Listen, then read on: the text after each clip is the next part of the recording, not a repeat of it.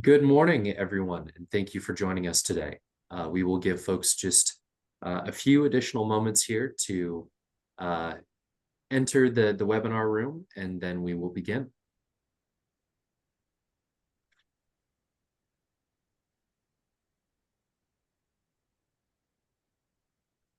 All right, with that, I think we are ready to get going here. Again, good morning, everyone, and thank you for joining us for navigating CMMC compliance, a webinar with AWS and Mendix. Of course, my name is Ian Elsenbach. I am the Director of the Leadership Council here at NSBA, and we are grateful to have you here with us today. I will kick it over to our panel to begin here in just a moment, but before we do so, I would love to cover a few brief administrative items with you. The first is that as an attendee, you will be able to engage with our panel through the Q&A feature of the bottom menu bar on your Zoom screen. There you can ask questions, you can see where your question is queued, and you can provide a response after our panel gives a response. Otherwise, if you do have additional questions, please put them in the chat, and our team will make sure to follow up with you accordingly. I think that's all we've got in terms of administrative items. We have some great programming for you today, and we will begin without further ado. So with that, I would like to introduce Rachel Gray. Rachel is NSBA's Director of Research and Regulatory Policy. She will be moderating today's discussion. Rachel, I will kick it over to you to introduce the rest of our panel. Excellent. Thank you, Ian.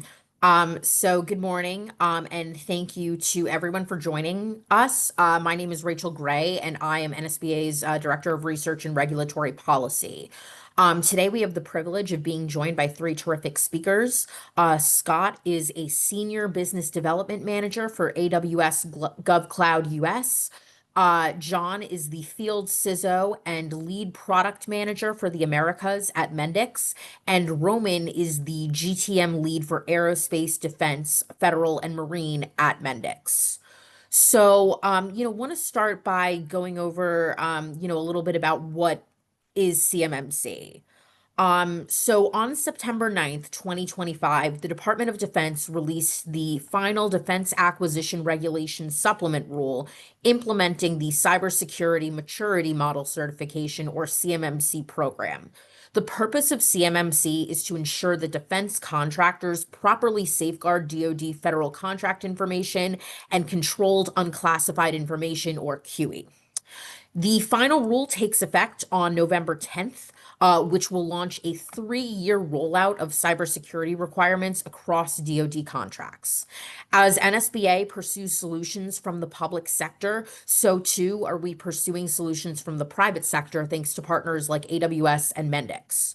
AWS and Mendix stand ready to work with NSBA members to offer concrete solutions and answer key questions, including what type of information does DoD consider to be QE, who needs to be certified, and how can certification be achieved, and what resources are available today to help.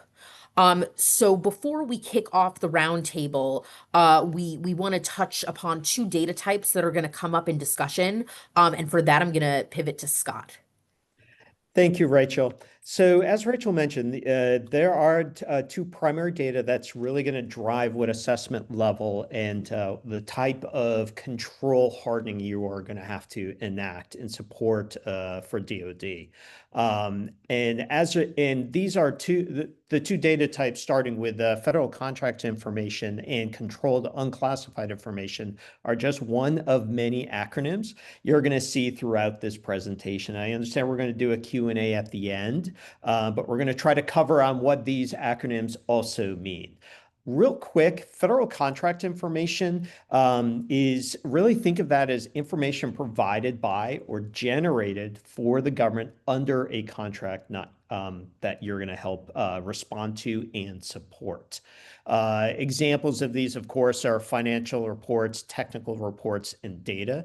Really think of this as the lower end of what the type of controls you will need to implement. the majority of the controls and concerns you're going to have that the defense industrial base is going to have to respond to is, of course, controlled unclassified information. Used to be known as for official use only. Real quick on what controlled unclassified information and how to approach it. It is unclassified information, so it is not at a secret or top secret level, but it is unclassified information that is that the government wants protected from public disclosure. There's roughly 125 CUI categories divided into roughly about 20 groups. It can include law enforcement, such as juvenile records, DNA, privacy in the terms of death records, health information, etc. Ultimately, the marking of the data is up to the federal government and agency policy. And you can also access all the different CUI categories and types on archives.gov. So there's a lot more we can dive deeper into each of these categories and overall data types, but I definitely wanted to touch upon that before we jump into the roundtable and help set the defense industrial base up for success. Back to you, Rachel. Thank you, Scott. So with that, I'm pleased to kick off this roundtable, and I'm going to start with asking Roman, how did we get here with CMMC? Yeah, thanks, Rachel. It really started back, if you can remember back to like the 2015 era, whenever the OPM was hacked, lots of leaked sensitive information. That then posed the government to start doing a lot more auditing on the self-accreditations that the organizations were giving them. And come to find out that up to 80% of the organizations that were saying that they were within side of the regulations of the NIST-based standards, they were not. And so this caused a large exposure of cyber risk to the government. And that really started them down the path of implementing what's now called CMMC. And this is going to take effect in 5 days, right? Even if the government shut down, this will still start coming down and flow downs coming from contracts. So it is real, but also you're not alone. Because there's lots of us out there, over 300,000 contractors in the federal system today. And so we're all going to have to start somewhere. And so that's really where we've come from, Rachel, and where we're going is a 3-year journey to get our defense industrial base up to cyber, capabilities that we can actually house CUI-based data to support our weapon systems manufacturers and our federal government and our law enforcement. So they can do their jobs and continue producing great technologies for the warfighter, but then also making sure that they're safe from a cyber perspective. Great. Thank you, Roman. So I'm gonna pivot to John for this next question. Why does CMMC matter? Yeah, sorry. Thank you, Rachel. I appreciate it. And it's sort of like what Roman said. We're seeing more and more breaches publicly, privately. It's just happening. And so the government at large has hit the space that I think many of us in the private industry are as well are hitting, and that is enough is enough, right? So it gives a standard benchmark by which organizations can say, hey, look, here's how secure we are. Yes, we're compliant. And also for those organizations to be assessed, not only just in contracting, but out in the broader market as well. And in fact, we're seeing this more and more in commercial conversations, non-governmental conversations, where people are asking, hey, do you conform to these governmental standards? Just as a a benchmark to be used on that. Great. And so I want to start with Scott on this next question, and then John, if you have anything to add, feel free to jump in. But how do you obtain certification? Yeah, so it's a good question. And actually this CMMC's, DoD CMMC's website actually documents it very, very well. The overall process is really broken into 4 different phases, starting with plan and prepare for the assessment, conduct the assessment, report, and close out the POAMs and any remaining items, POAMs being plan of actions and milestones. There is, depending upon the level that you are going to be assessed at, you may have to engage with it's otherwise known as a C3 PAO, but it is a CMMC third-party assessment organization, so a private entity that's going to go through your control implementations and help test and basically trust and verify that you have done what you said you've done. There's also a very comprehensive scoping guidance that is on CMMC's website that outlines, the methodology, who is interviewed, what is examined, what is tested, et cetera. This doc can be used when preparing for any of the 3 levels. But ultimately, though, you will need to include specific information or documentation as part of your package.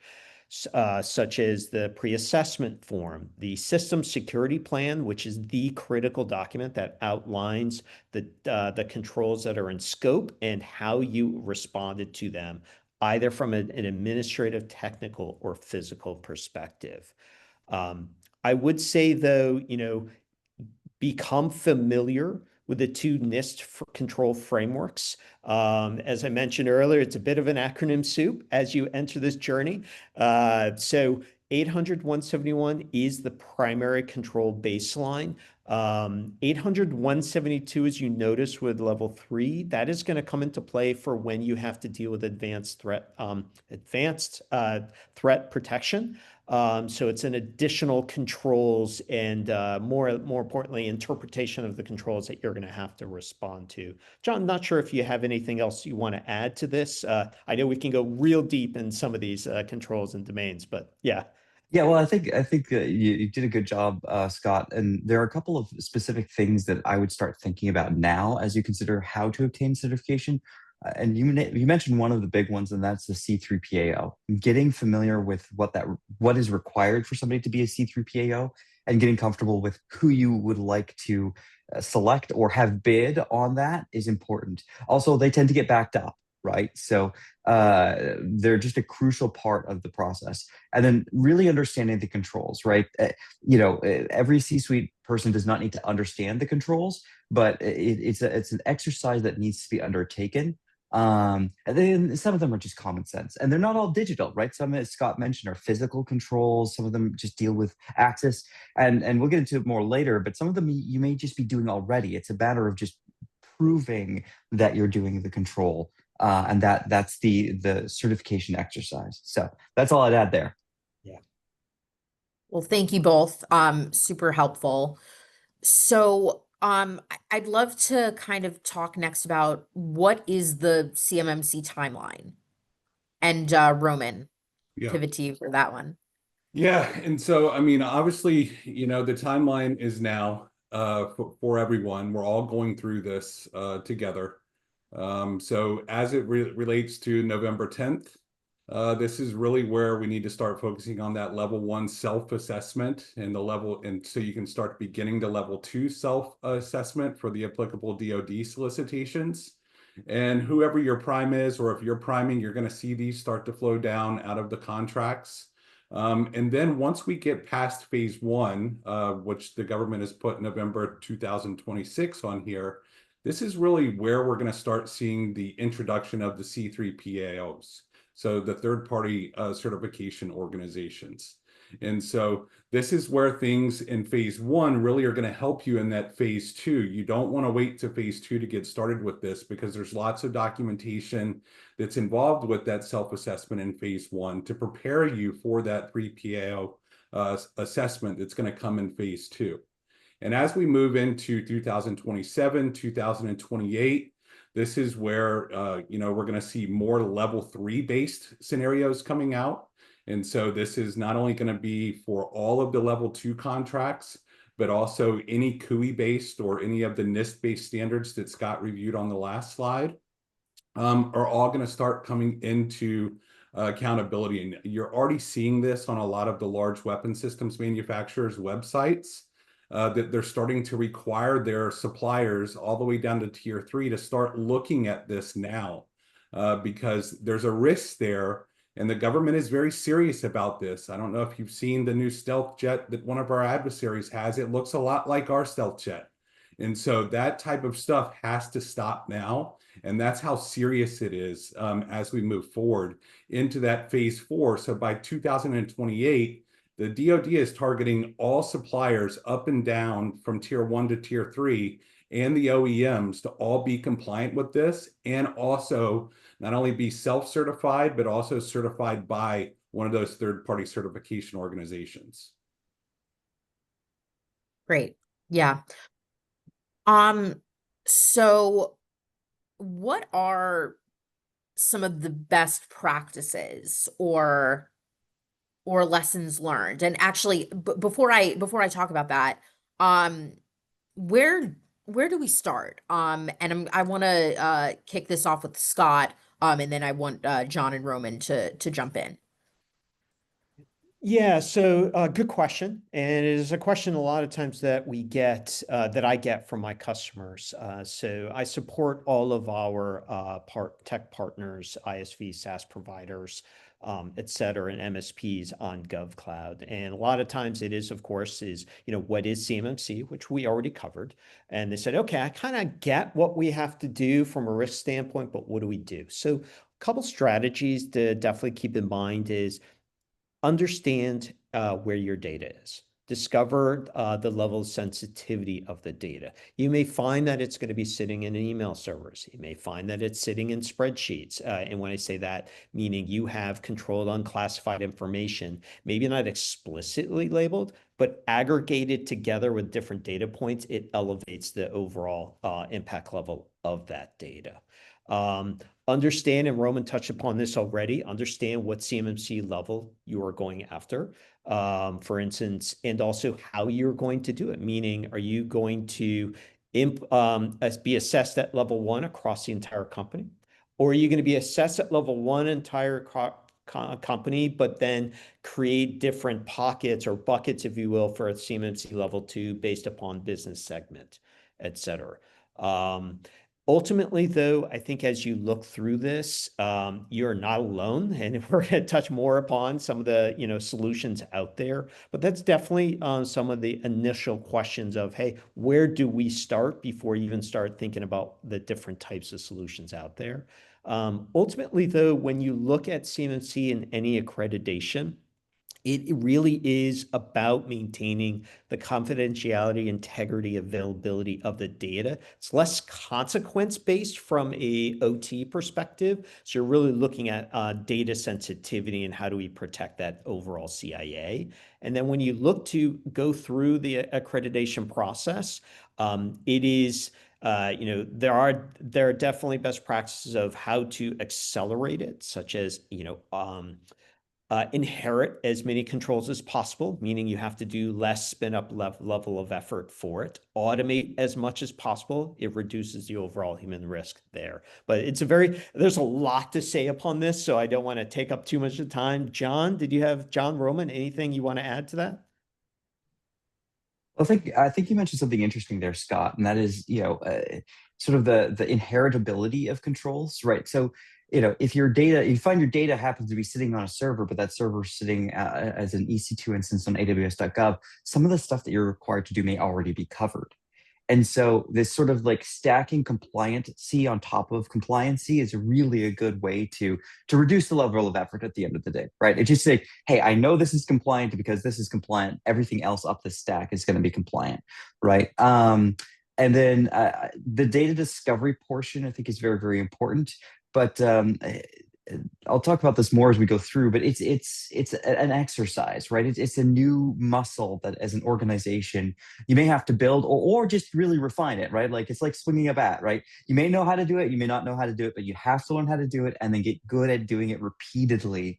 And then it doesn't become a problem anymore. It's not onerous, right? The first day at the gym's hard. Day 300 is not as hard as day 1, right? Roman, what would you like to add? Yeah, I think those are all great points. And, you want to select solutions whenever you're looking to modernize your backend environments that have already been through this, or that can prove that they can help you achieve either through FedRAMP or through a CMMC2 regulated solution. But we understand, both AWS and Mendix, that all of our, organizations that we deal with on a daily basis that support this overall supply chain, they're not all IT specialists. Joe's machine shop in St. Louis that builds tools for a specific weapon systems program, they don't have the budget to go out and hire, $200,000-$300,000, cybersecurity experts to work for them. And so working with, Mendix and AWS to have that shared security responsibility, to whereas this is our business, this is what we do day in, day out. And so whenever we look to partner with organizations, to your point, John, if you partner with an organization like AWS using the GovCloud environment with something like a private Mendix platform from Mendix, you're already getting a lot of those boxes checked as you move forward with modernization and also as you move forward with your journey through your CMMC rollout. And one thing I will touch, if you notice at the bottom of all of these slides, there are websites, and the government has done a really good job. One of the things that they have done a good job at is educating the industry on CMMC, providing you tools, providing you spreadsheets that you can help you start documenting a lot of these. And so I think, that shared responsibility model, I hear that so much from our customers, that they're so glad that they've selected an organization or organizations that actually understand this, and they don't have to worry about it then. They can go machining that tool that puts the revenue in the door, that pays their employees, knowing that they're going to be taken care of by folks this is their job, right? To make sure that our customers are secure and safe and be able to run their business in a secure, accredited, cloud-based environment. And Roman, one thing to add to that, and it reminded me of a discussion we had recently, is, when you look at this overall rollout schedule, this is it is not just a compliance and risk decisions you have to make. These are business decisions. Not only how to fund it and how to support it initially and ongoing, but also there's ramifications if you don't obtain the certification. So there's definitely an urgency in the air, especially as you start seeing them in the solicitations. But that's why, plus one, if you will, on exactly what you mentioned earlier from a rollout. Well, I think Scott, this is crucial what you just said. This is not an IT conversation. Now with the fact that it's regulation, this is no longer about IT. It is now a business decision. It's now a business problem, a business conversation to navigate what your systems look like, where your data is. It's elevated that conversation to that level. But as you said, Scott, not only is it a business decision from a potentially negative side, it's a positive one. If you are compliant, it unlocks doors for you, not just governmentally, but commercially as well. And then Roman, you touched on something I think is important to wrap our heads around, and that is compliance. Look, a tool can be compliant, but if you don't use the tool in a compliant manner, that doesn't make it compliant. And so CMMC's controls are all about how you use the tools. And so working with partners who understand it, you can't just look for the rubber stamp and then, oh yeah, we're good. You have to work with partners who understand what this really means, and they can help you make sure that you use the tools in a compliant manner. But when you do that, AWS has this mounds of documentation, mounds of just ways to make the box checking so much faster, easier, simpler, right? And same with Mendix, right? It's just what we do all the time. We're happy to do it. And those are the types of partners you want to select and work with. And that's what you want to think about.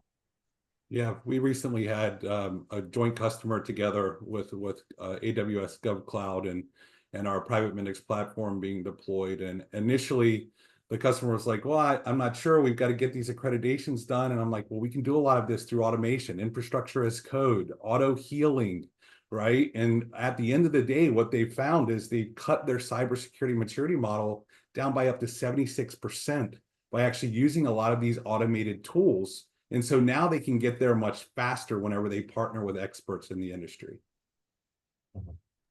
Great. Yeah. Thank you, Roman. And thank you all. I mean, that was very, very informative, and I'm sure very informative for our members who are watching right now. So now I'd love to talk about best practices or lessons learned, and I'll start with Scott, and then again pivot to John and Roman. No, thank you. So I would really look at it as, start with AWS GovCloud as that foundation. Think of it as that, the foundation of a house. It is a very secure infrastructure built on a US soil, operated by US citizens. It is FedRAMP high authorized, but more importantly, in particular to the DoD, it is DoD Impact Level 5 authorized as well. So it is authorized to support national security systems. And so as you look at that very secure foundation, the fact that it's purpose-built to designed and protect CUI, PII, export controlled information, all of the different types of data types that manufacturers and across the DIB are concerned with. That's when you start layering on as part of that shared responsibility solutions like Mendix, for instance, because in the end of the day, AWS is, really securing of the cloud. You still need to secure everything in the cloud inside your environment. Because as I mentioned earlier, one of an additional question I always get from customers is, okay, now I get CMMC, I think I know where I need to start. How do I go fast? How do I do it now?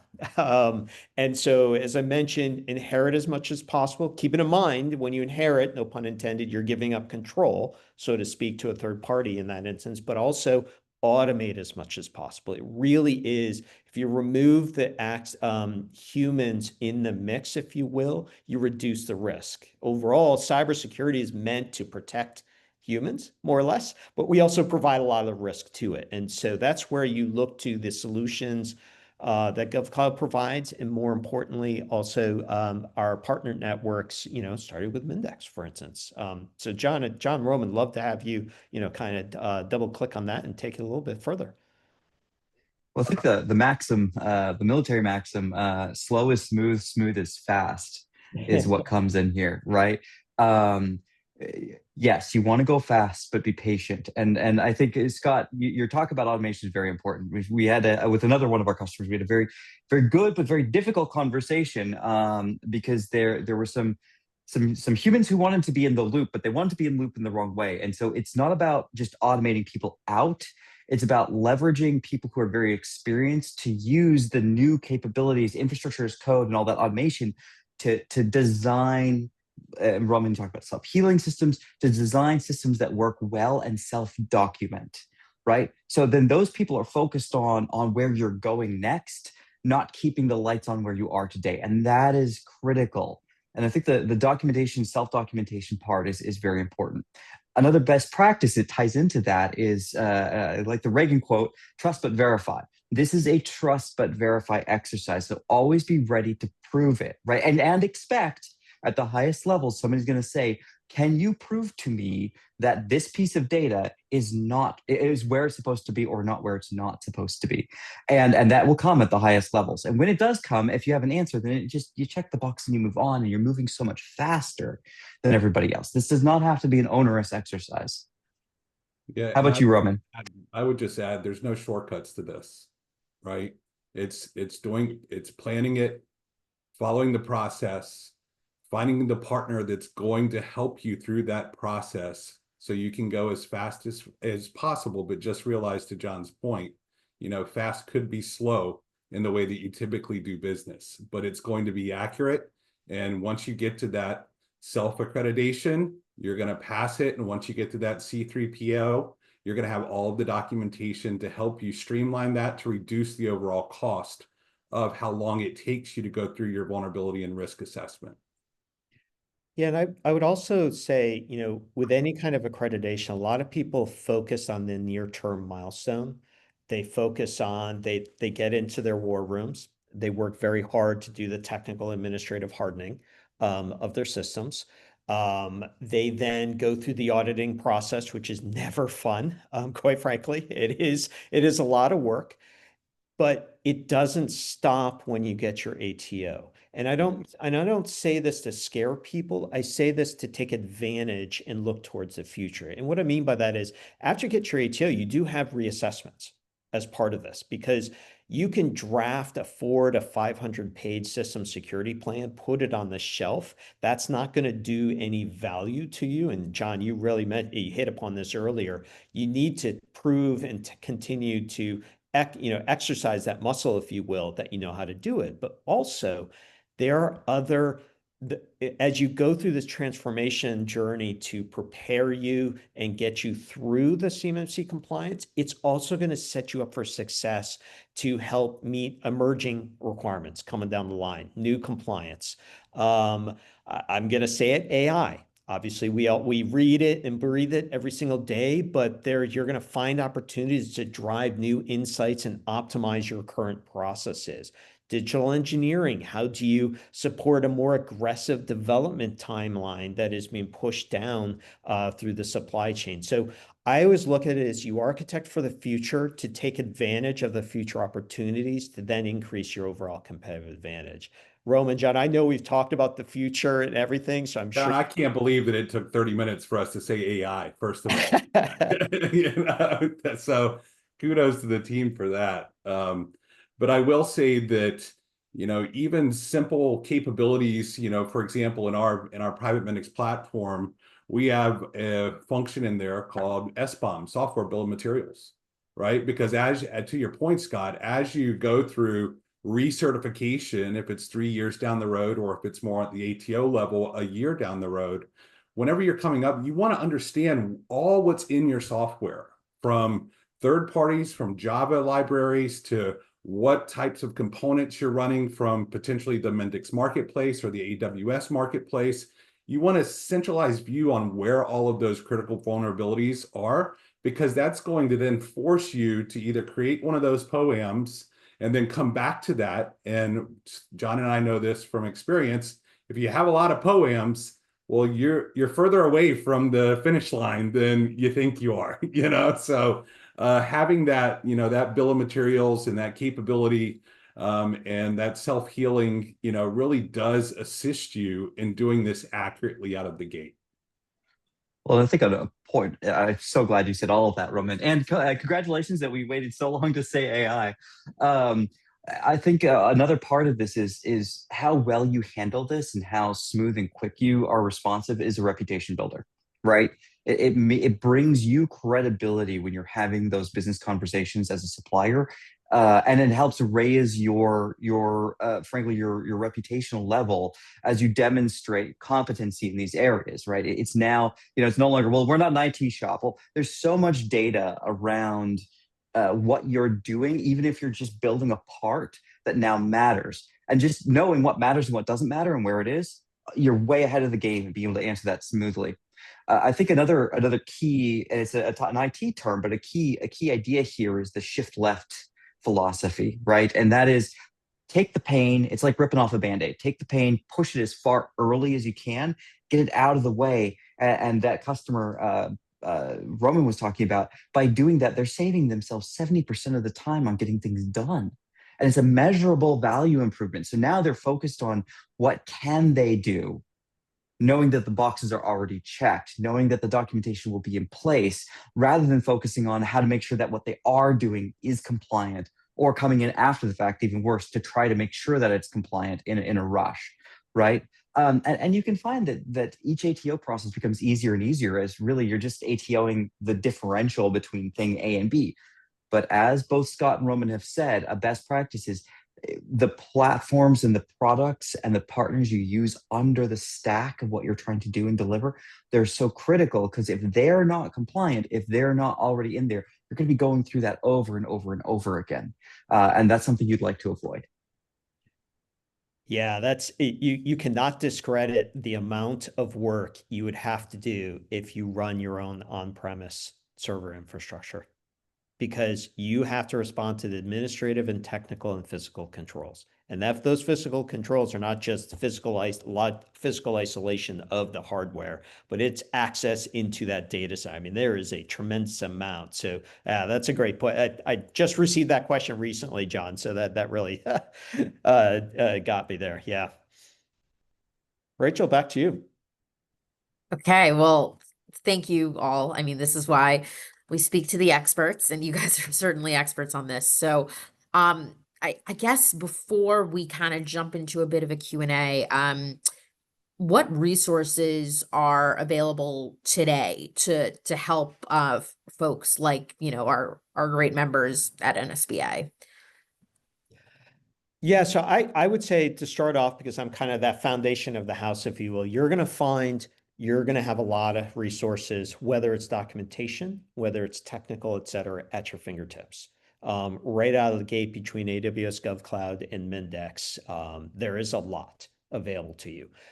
There is also the documentation, as Roman mentioned earlier, is really good. There is a tremendous amount of documentation on all the links that we provided, which is really why, exactly as Roman mentioned earlier, we really want to make sure everyone knows that, there is stuff here to help you through this. Starting with AWS GovCloud, as I mentioned, kind of what it is as that highly regulated cloud infrastructure that you can build upon. There's a lot of different solutions and mechanisms available to you, from ProServe and our managed services to help customize solutions, to CMMC bespoke solutions. There's also just our native cloud services to help protect the infrastructure, such as firewalls, data protection, such as key management systems, detective controls, such as Inspector, which will help assess resources for vulnerabilities, incident response, compliance. In the console, there's an AWS Artifacts, which actually lists out a customer responsibility matrix, and it gets down to the different controls that you can inherit from an AWS GovCloud.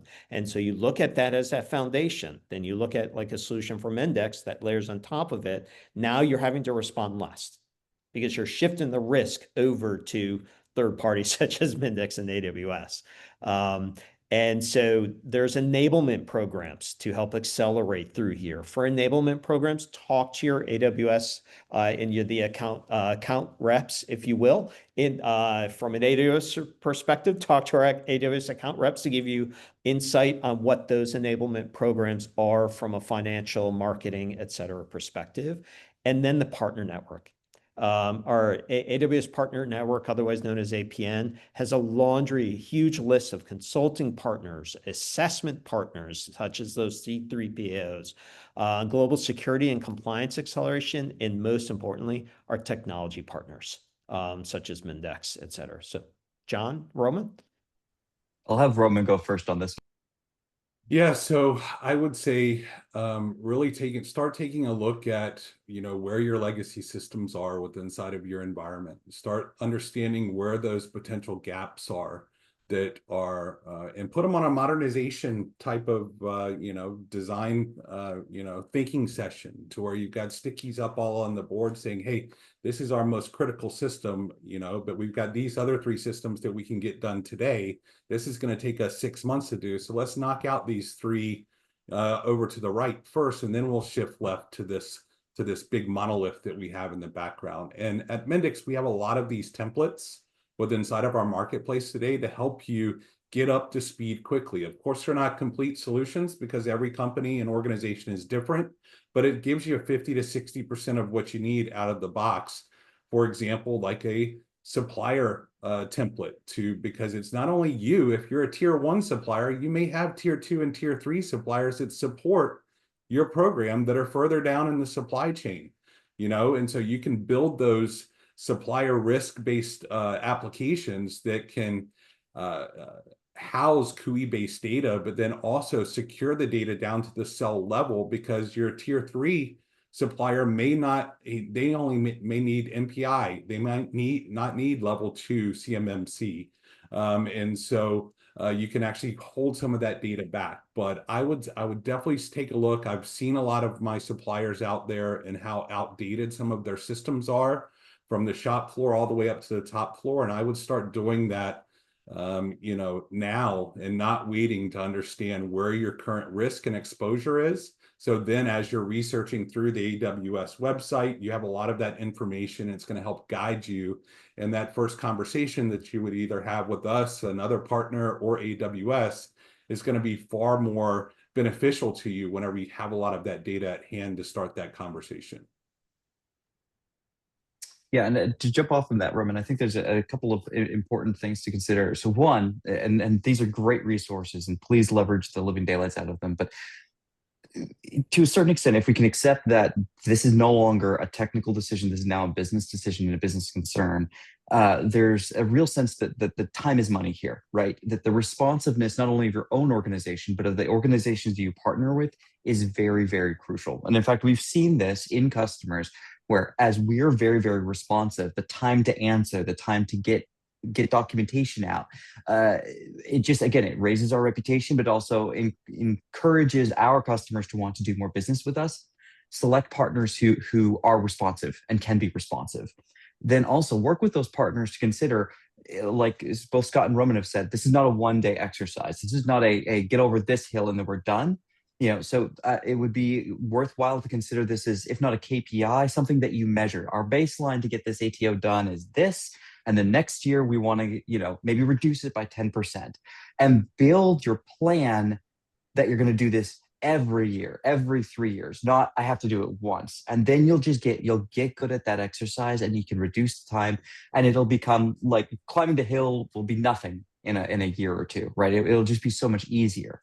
But you have to think today about building and architecting your systems, and then partnering with people who can help you build and architect those systems to do that work. And then lastly, not everything is CMMC level 3, right? So, don't just assume, hey, I will just go the strictest control and everything. Some things will need very light oversight. Some things won't have CUI and FCI, but some things you don't expect to will. And if you're prepared to just bucket these things and understand them, then you can move through the processes so much faster, right? And then you'll be in much better shape. So those are my pieces of input. The partnership is just so crucial. Yeah, and I will say, I know we've been throwing acronym soup out to everybody. I mentioned NPI. I meant to say FCI. I've got another customer on my brain right now. But to John's point, the partnership, if you partner with us, if you partner with someone else, get them to help you with that legacy assessment, right? And because with, at least from our product segment inside of Mendix, we help our customers build applications to collect all this data. So to help you prepare for that future-based assessment, we can help you build an application that actually will be deployed into a CUI-based environment on GovCloud and connect into those back-end systems to be able to pull out that data, if it's cyber, if it's IT, OT, whatever it may be, to help you streamline that process for the future.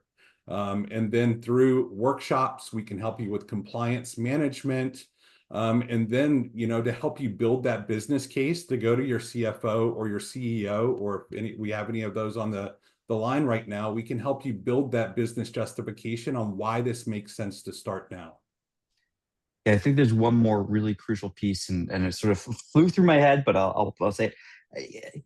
Having been in the trenches for several years in this world now, and I think Roman would agree with me, I would rather pay a 10% premium to get an answer that I can trust tomorrow than save 30%, but the answer takes 2 weeks and I don't know if it's the right answer. Every day of the week, I always feel better. I always look better if I have the right answer sooner. So this is a good place to invest. You're not gonna regret investing in this process and this compliance. Absolutely. Yeah. And I guess to add to these, top of the line resources, lean on NSBA, and lean on, for example, SBA's Independent Office of Advocacy. They are actually open right now. They're working, and they hear, from, countless small business owners about kind of potential harms coming from CMMC to small businesses in the DIB. So I would just really urge you, reach out to them, reach out to NSBA. There are a lot of resources out there that are ready and willing and able to help.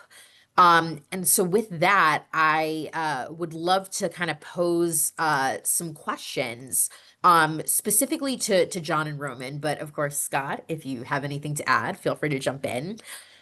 So I want to start by asking, do contractors that are already compliant with NIST SP 800-171 automatically meet CMMC requirements, or do additional steps need to be taken to achieve CMMC compliance? Yeah, so they've got a good step forward, Mhm. but unfortunately, they need to go through the accreditation process. But the good thing is they've done a lot of that investment and a lot of that hardening. It's just collecting that data now, putting it into the appropriate, documentation so you can submit it to the government for your self-assessment first, and then that'll prepare you for that 3PAL assessment in the future. But just because you have NIST 800-171 systems today, that does not necessarily, or does not mean that you have a CMMC level 2 accreditation. Yeah, great. Thank you. Um, so one of our members asked how they should handle subcontractor compliance and the shared responsibility split between our team and the cloud provider when auditors do review. Scott, you want to take that one? Oh boy. The answer a lot of times is it depends. Yeah. It ultimately gets down to, first of all, supply chain is very important. It's top of mind for the federal government. So the requirements do flow down to your subcontractors. Obviously, the question is how far does it go? And so it's driven by the data. Where is it? Who, where, and what is processing, storing, and transmitting the data? It also gets down to, are you technically a COTS provider? So there is clauses within the CMMC requirements and also DFARS that does stipulate that if you're a COTS provider, that it may stop there. But ultimately, this is why, to be honest with you, it truly answer the question is having an advisor to help walk you through as they look deep into what it actually entails. Unfortunately, it's not a straightforward binary answer on that. Yeah, and so I appreciate that insight, Scott. One of our customers, again, that we're jointly working with now, has this problem. They've got about 1,700 suppliers up and down the food chain, and they needed to understand, hey, what all are these suppliers actually providing? We've got data in multiple different PLM systems, ERP systems. They use different systems down at the supplier level. So we help them build a basic, back to my supplier portal, basic supplier portal that allows those suppliers to log into, to be able to upload their certificates that they could possibly have today, be able to tie that back into ERPs and invoices to understand, back to your AI comment, using AI to be able to comb through all the documentation that you've gotten from these suppliers and what types of parts or widgets they're building for you will help you assess what level they should be at so you are not at risk whenever the contract goes into place. Because as Scott says, they will flow down to a certain bit. You need to understand where that line is and how to make sure that everybody above that line is falling into, the bucket of accreditation. Great, great. So another question from a member, what is the most cost-effective way to comply with CMMC level 2 for a sub $3 million $3 million a year small business? Yeah, I would initially say start out with level 1. Don't try to jump into level 2 right away.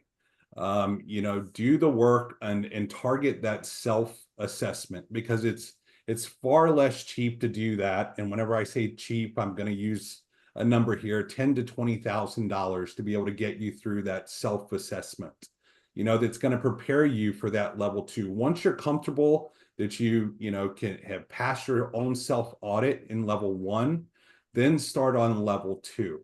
And start doing that self-assessment on level 2, using the templates and stuff that you've developed in level 1 to help streamline that level 2. And so it's not a boil the ocean type of approach from my perspective. Johnny may have a different viewpoint on this, but it's really starting at the lowest levels possible and then building up from there. Yeah, and I think once you've done that, you'll be in a much better place. Like the organization who shows up with nothing ready to go is going to get a much larger bill from the C3PAO than the organization who's already got a bunch of stuff ready to go. And then, because at the end of the day, like we've seen a lot of questions here from the members about, is there an affordable list of certifiers, right? You're going to a market and it's supply and demand, right? And the more difficult a problem you provide to the C3PAO, the higher you're going to end up getting charged for that. But like you said, Roman, a lot of that can be done ahead of time. A lot of that can be done up front, and you can start proving out those controls, documenting it, do a level 1 assessment for yourself if you want to. But if you already have a bunch of stuff that's already 171, 172 compliant, then you're good. Right. And then you're going to have a much easier conversation with the C3PAO, and they might get you done a lot faster. And I think that makes sense. You always start with a discovery workshop with one of your partners or us.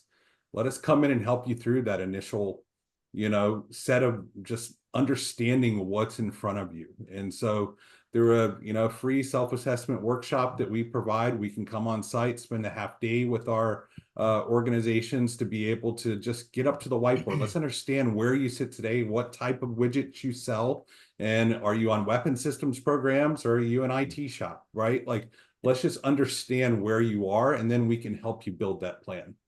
And I want to talk about oh, sorry, go ahead, Scott. I was going to say, in line with that is, as you look towards CMMC level 1 or level 2, there's a business case that drives all of that. And so that business case, it doesn't end when you get your accreditation. The business case, because you have a return on investment, of course, from that, it goes beyond that. So short term, it might be just a virtual desktop, leveraging Amazon workspaces to access it. But is that going to solve and help you long term? It's hard to say. That will ultimately drive the business case. And then again, where and how the data is being stored, processed, and transmitted will also really drive that. Back to you, John. Yeah, well, and that I'm actually really glad you said that, Scott, because it's that business case at the end of the day that drives what the data compliance is. Just what the data compliance is, what level you need to be, that's driven through the business case. And then if your business is with the federal government, DoD, et cetera, like there needs to be a line in the sand, like with the flow down example, right? I see great question from one of the members about flow down requirements to suppliers. Just put a line in the sand that says, look, we have to go do business ourselves.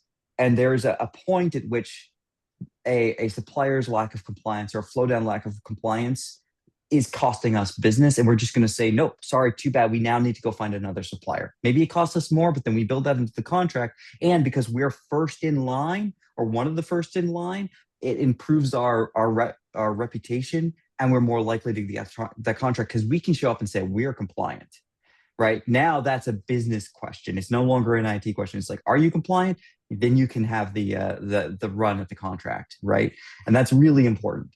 Make those decisions now, right? Get ready to put those lines in the sand in your mind and with your leadership teams now. Great. Yeah. Thank you. And I want to just touch on, as we're running out of time, the C3PAO issue. This is a huge issue for our members. I've heard it for a long time, and many have even said that it's not even so much the CMMC compliance that gives them a headache, but just kind of taking into account the cost of a C3PAO. But and so a lot of our members want to know whether there are resources out there that kind of compile lists of affordable C3PAOs. But I want to also kind of reframe the question and have you guys kind of comment on this. So basically, it kind of sounds like the message is, the more work you do on the front end, the less work there will be for the C3PAO. And that, should really kind of be the goal, to make it such that, things are, more or less ready to go. And then, the assessment, goes smoothly, hopefully. So I was wondering if you guys could speak to that with our remaining time.